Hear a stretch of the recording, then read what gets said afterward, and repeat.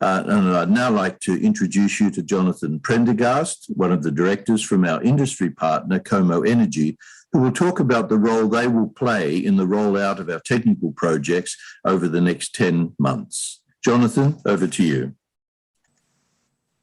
Thank you, Jeff. And shall I share my screen? Got some slides for today.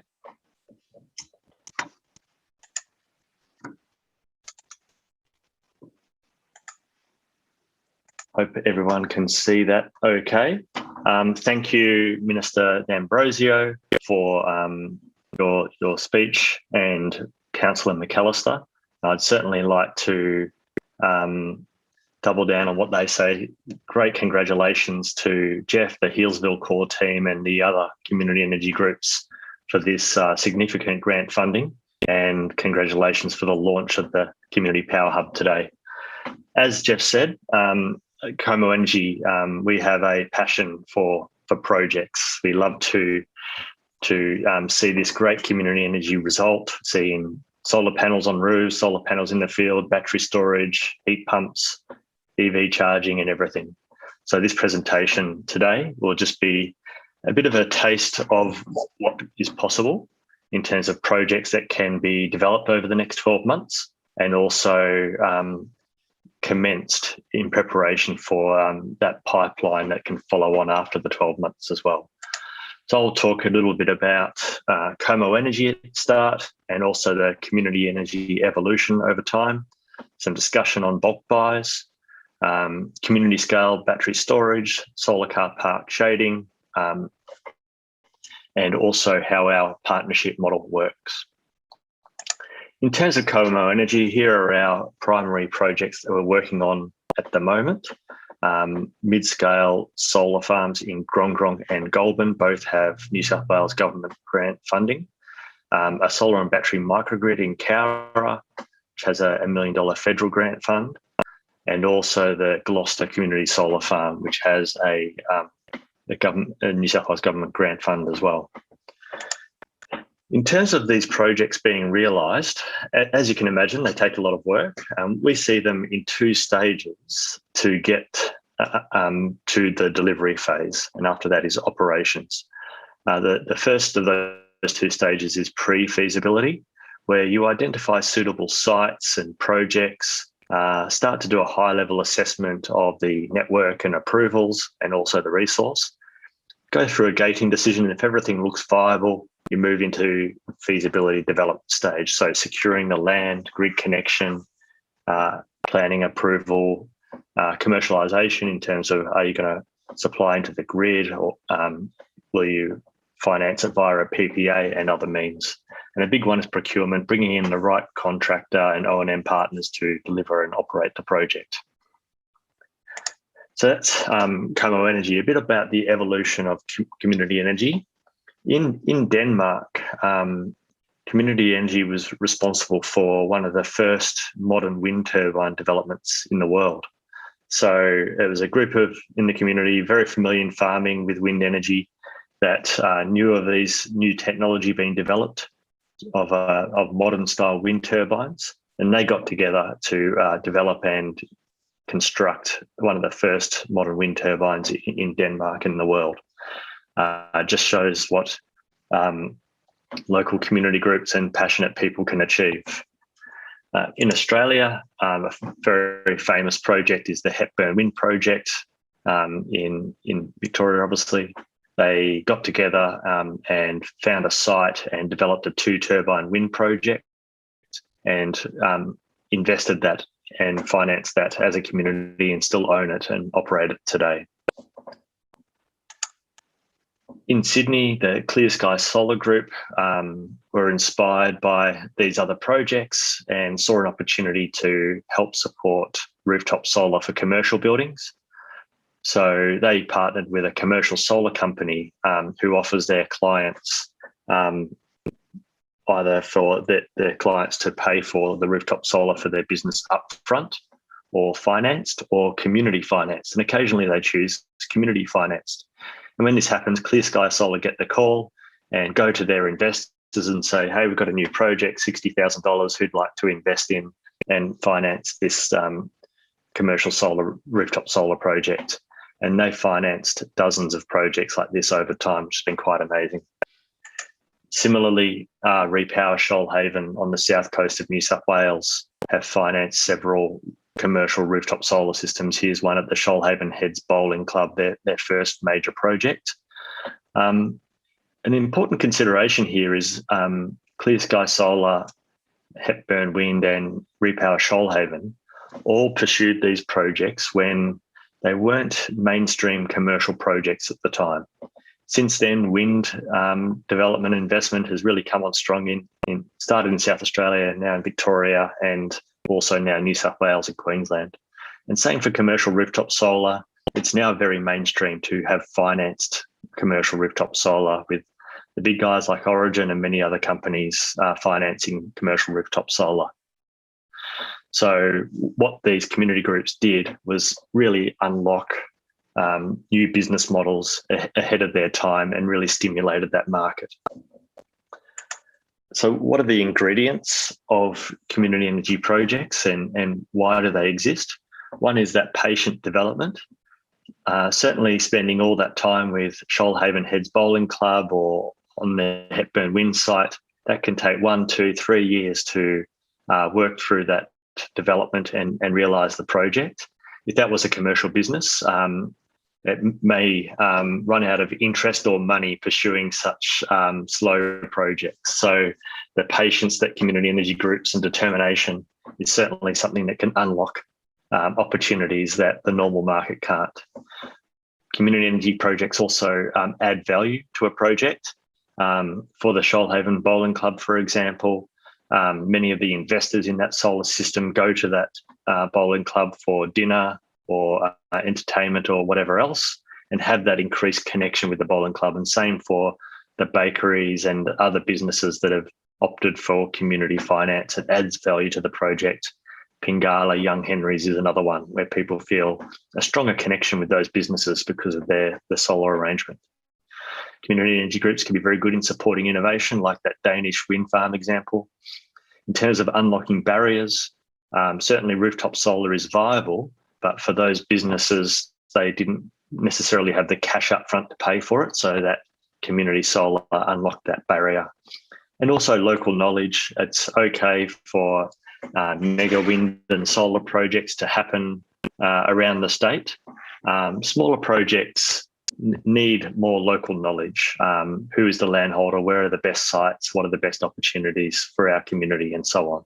So there's some of the things that community energy groups bring to these new energy projects. In terms of bulk buys, we have quite a few example projects that we can build from. The Mount Alexandria Sustainability Hub in Castlemaine was a leading rooftop solar bulk buy. Bulk buys can be done for rooftop solar, solar and battery, including virtual power plants, hot water systems, efficient hot water systems such as heat pumps and solar hot water, even air conditioning. And I'll speak a bit more about Minister D'Ambrosio's huge investment in efficient home energy systems soon. I have some experience personally running the Sutherland Shire rooftop solar bulk buy, over 200 solar systems, $2 million worth of solar. The main outcome there was that we used 2 local solar companies. So typically a Shire home would get quotes from maybe a local company and a couple of national or statewide companies. And we helped explain the benefits of using local solar companies, that you can possibly get better service, better quality, and they'll be around to support you if you need changes or if anything goes wrong or you need additions to your system in the future. And what evolved out of that as well was, because rooftop solar was becoming so viable, we saw lots of kind of scams and fly-by-nighters come along over time, and that can be a trap for many households. So our role in the solar bulk buy evolved to educating the local solar market to make sure they didn't fall into any traps and came out with good outcomes, because we really want people to have good outcomes with rooftop solar. And get all that clean energy and savings that most of us enjoy and not fall into those some of those traps. So in terms of that evolution of community energy over time, we were in a space where renewables were quite unviable. They really needed government support to get up and off the ground. But now we're in a time where we have very cheap and accessible renewables. Many people can get rooftop solar in their homes. It's much cheaper than it was, say, 5-10 years ago. And even for large-scale wind and solar, much more cost-effective and competitive today now than 5 or 10 years ago. We've also moved from a time of lack of government support for all these technologies to now there's many grants and rebates. So with that evolving, changing landscape, community energy groups and their role can evolve over time. And one of them is to funnel or filter or shepherd households, families and businesses in the local community to what are actual grants that are available and rebates, and also what are some claims made in the market that aren't quite true by some providers, and to help guide the community in that regard.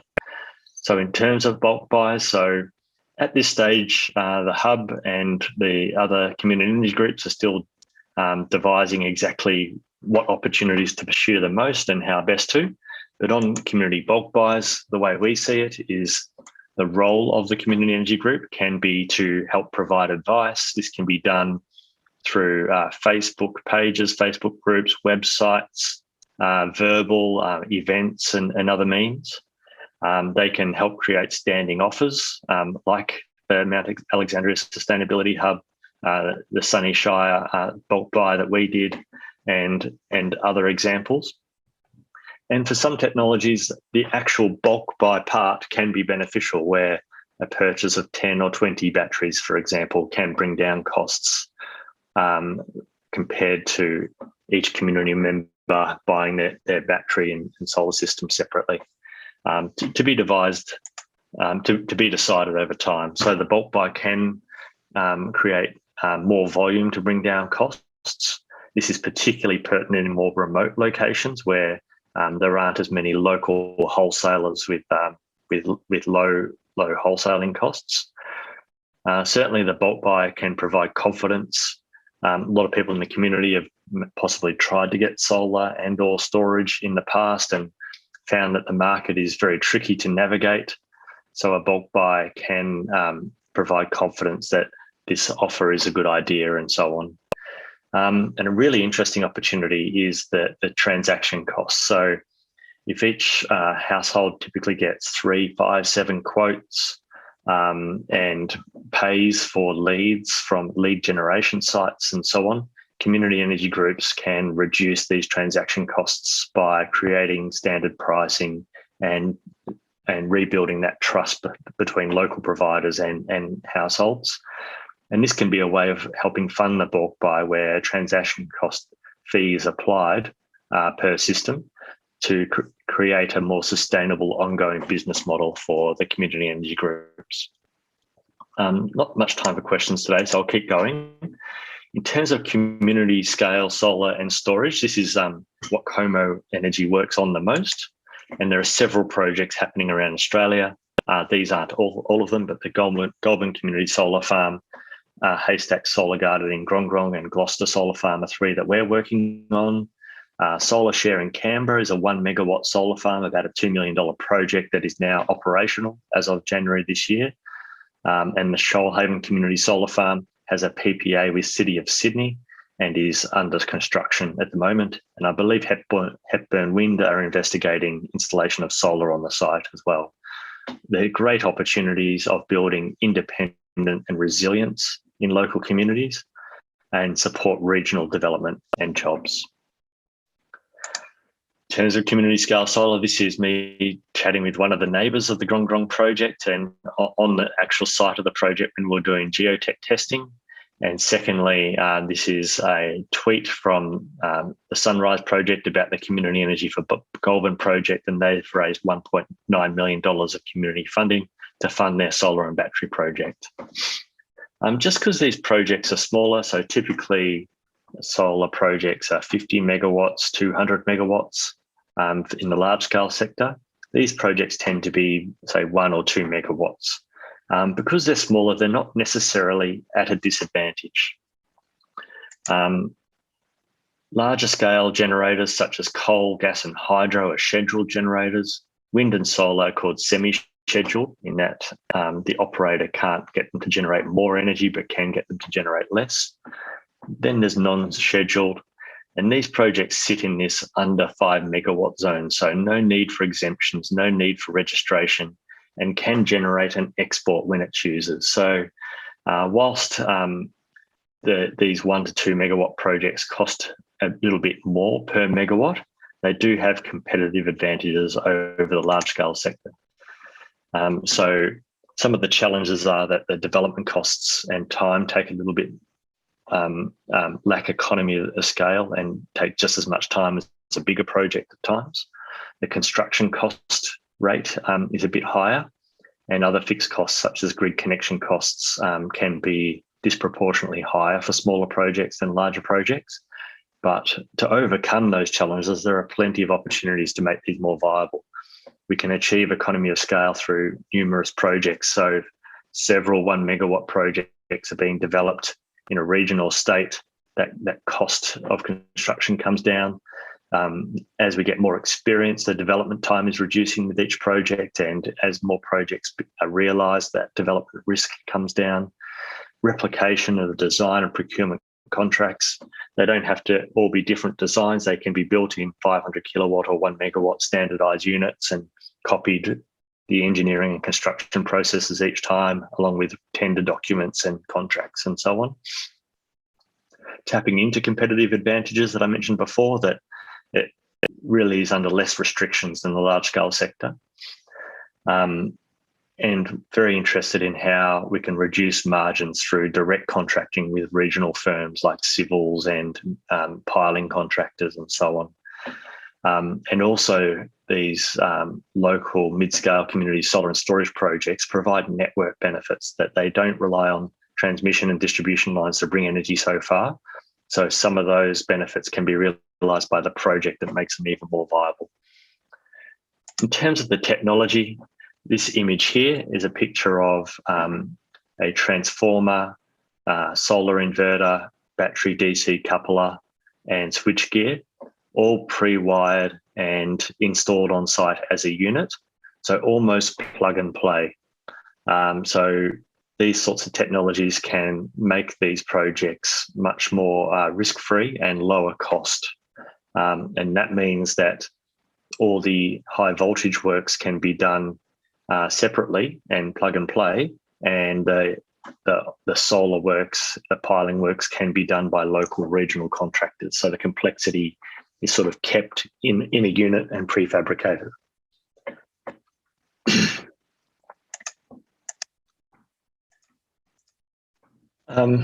Next, I'd like to talk about solar carports with EV charging and storage. We see this as an interesting opportunity in the Yarra Valley Community Power Hub. EVs are growing in popularity with great incentives from the Victorian government. One barrier to adoption of electric vehicles by households is the perceived or real lack of public charging. So people are worried that if they are away from home, that they won't be able to get a charge when needed and could run out of range. This is starting to change. More EV charging is being developed over time. But obviously, the more the merrier. And in a future of 50%, 100% electric cars, pretty much every car space could also be an EV charging spot.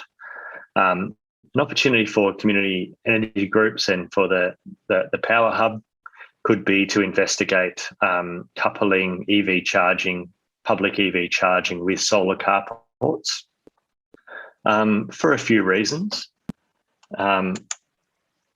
So you could choose to, as a community energy group, do them better in the way that you see it. That could be, you could do it in locations that support the local economy, that bring EV tourism and more shopping into the local main streets and shops. Also, the solar carports, as in the previous picture, the solar panels covering the car spaces provide weather protection. So can see people more likely to leave home on a hot summer afternoon or a poor rainy day, knowing that they'll have some weather protection when they go out to the shops. It gets to couple the EV charging with on-site generation, which can be solar in those carports and storage as well.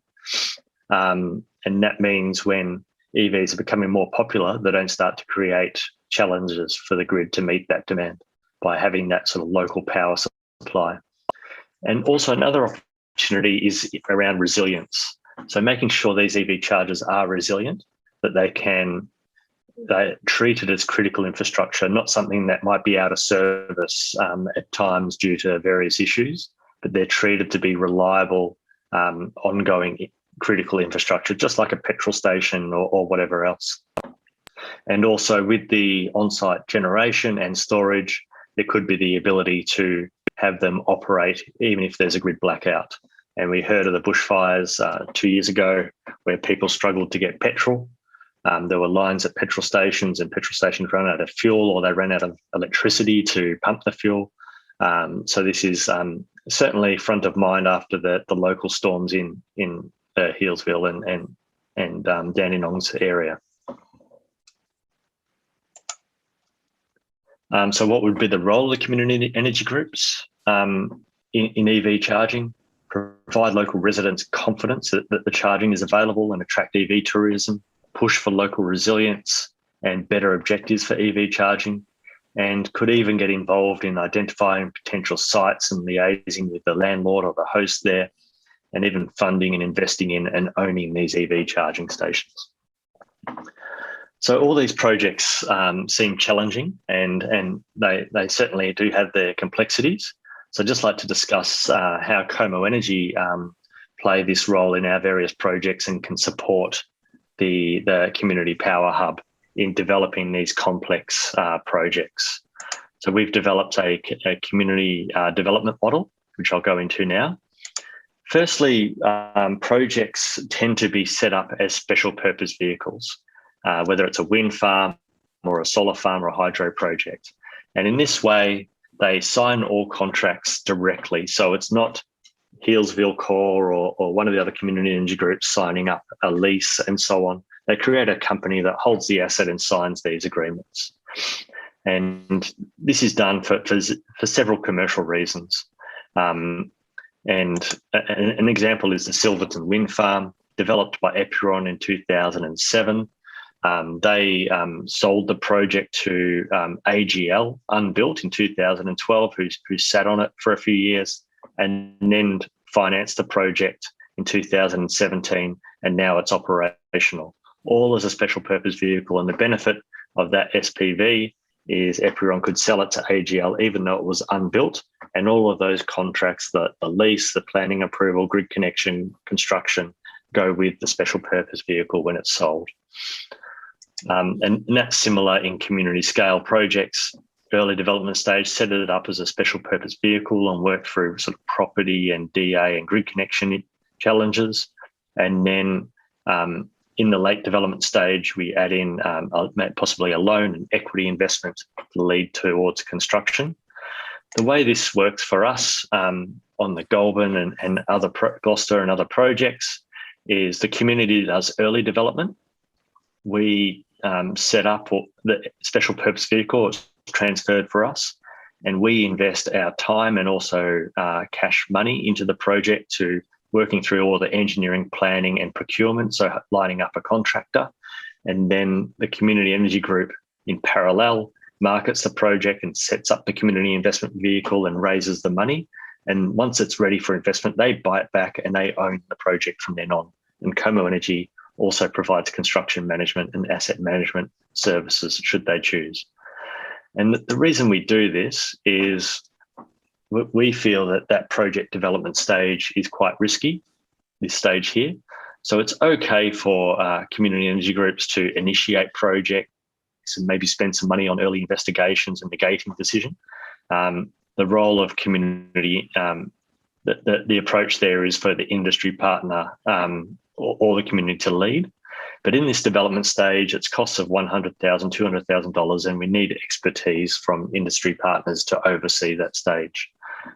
So the approach there is to use an industry partner.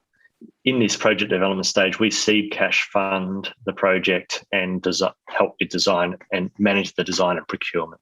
And the community organisation role is to market the project and promote the capital raise. In the construction phase, that is the most risky project, even beyond this development stage. And that's why this is done by what we call an EPC contractor. It's not just a design and installation contract, but an EPC.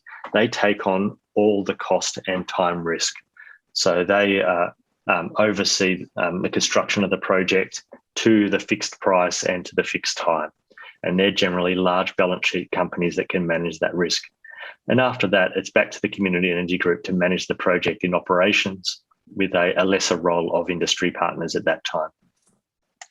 So just summarising that community development model, it allows us to invest in the project in that early stage. It protects community investors from the risky earlier development stage, and it provides expertise and resources during that phase to help it happen quicker and so on, and also allows the community to focus on marketing and finance of the project. So just to close, there was an interesting development this week where Rewiring America have launched their Bringing Infrastructure Home 2021 policy. So Rewiring America is looking to accelerate decarbonisation of the grid in the US. And a big part of that is electrification. So using less gas and oil and so on, and using more electricity, switching to electricity, because electricity is becoming more renewable every day. And in this plan, you can see their logo up there, Rewiring America. So, and also their vision of the future home, including electric car, induction cooking, heat pump for space heating, rooftop solar storage, and heat pump for heating and cooling as well.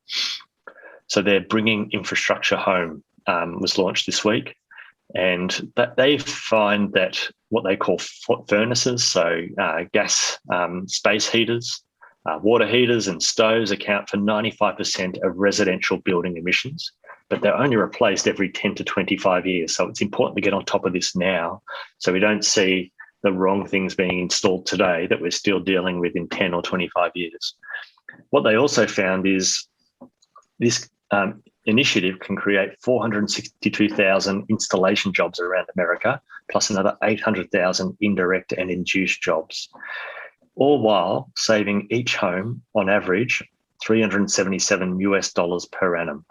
So we can reduce emissions, create jobs, and save households money by making this switch, promoting this switch to electrification, modern, efficient home technologies. So it's quite inspiring.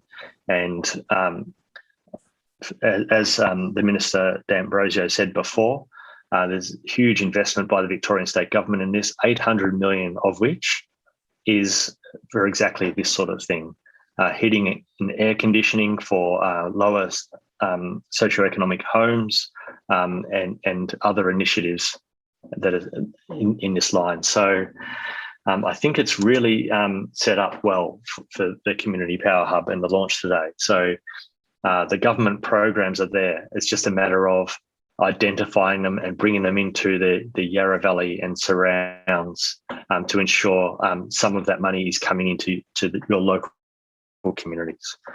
The community energy groups are very supportive of the CP Hub, and I'm about to hear from them soon. In terms of local projects, that's what Komo Energy is here for, to help guide and set up those projects and help with that early stage to get them going. And then it's over to the community. Renewables for home and business, the community energy groups and the hub will be gathering all the best information and businesses and technologies that can be adopted locally, and what state and federal grants and rebates are available, and channeling them into the local community. So that's all from me. Thank you so much, Jeff. Thank you very much, Jonathan. Great to hear from you. And we really appreciate the information that you've brought to the seminar today and to help people understand the role of the industry partner with community renewable energy groups. And I think everybody can see very clearly that when you bring together a group of half a dozen or a dozen people from the community to come together and form a group that wants to lead the community in their renewable energy development, you just don't have on the committee, generally speaking, the sort of expertise that Jonathan and his partner Gerald Ahrens can bring to bear. And it is this collaboration which is central to the success of, I think, of running community renewable energy programs, where the community works together with the industry partner, with council, with government, and is able in a collaborative way to bring these projects forward. And that's what it's all about.